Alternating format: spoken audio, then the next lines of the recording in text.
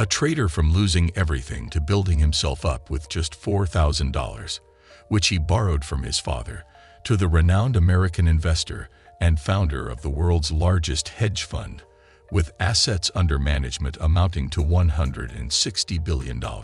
So how did he become the world's biggest loser or failure by doing it before amassing this wealth and success?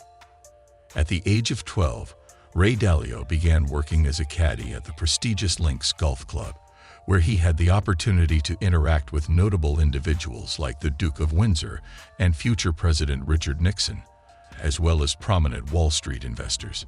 Using the $300 he had saved from his caddy earnings, he invested in shares of Northeast Airlines, the only major company whose stock he could afford at $5 a share. Luck was on his side as Northeast became the target of a merger, and the young boy quickly tripled his investment, leaving a lasting impact on him. This early success fueled Dalio's passion for investing, leading him to delve deeper into the financial world. Remarkably, by the time he graduated from high school, Dalio had assembled a stock portfolio worth several $1,000s, a substantial achievement for a teenager. This early introduction to the world of finance laid the foundation for his future. At that point, he had no idea what was coming next for him. Throughout college, Dalio continued his pursuit of buying and selling stocks and developed an interest in commodity futures due to their attractive low-margin requirements, offering a chance to earn significant profits with minimal investment.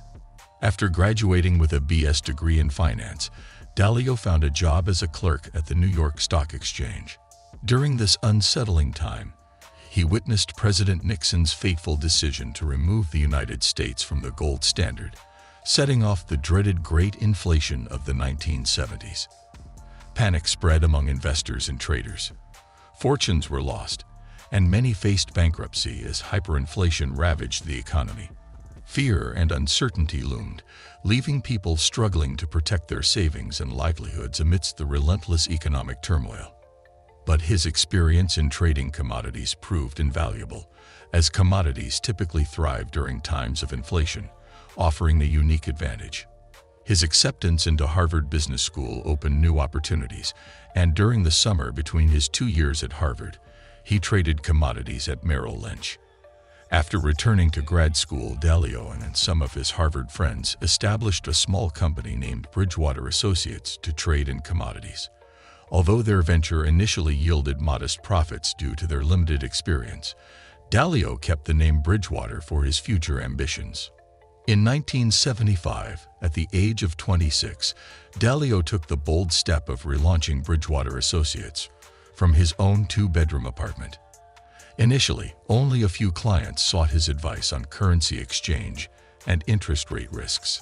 However, as his reputation grew, more and more investors, including major companies like McDonald's, began seeking his counsel. So, is this the part where he becomes the world's biggest loser by earning so much money? Well, no. And yes, it's complicated. A significant challenge arose between 1979 and 1981, when the economy faced difficulties and the markets became highly volatile. In March 1981, Dalio made a controversial observation, predicting severe depression, and he was remarkably confident about his prediction. Despite inviting scrutiny from his associates to find flaws in his calculations, they couldn't identify any differences, further reinforcing his conviction. Dalio even publicly declared his prediction of depression. Unfortunately, Dalio's prediction turned out to be incorrect, and instead, the stock market entered a significant bull run while the U.S. economy experienced a period of remarkable non-inflationary growth over the next 18 years. This misjudgment had a profound impact on him. He had to dismiss all his employees due to financial constraints, and even borrow $4,000 from his father. Well, what's next? Now he had developed a fear of being wrong, prompting him to contemplate changing his ways. So did it work? You bet. With resilience and determination, he gradually attracted new clients and re-established and grew his business, ultimately bringing Bridgewater Associates back to a level of remarkable success.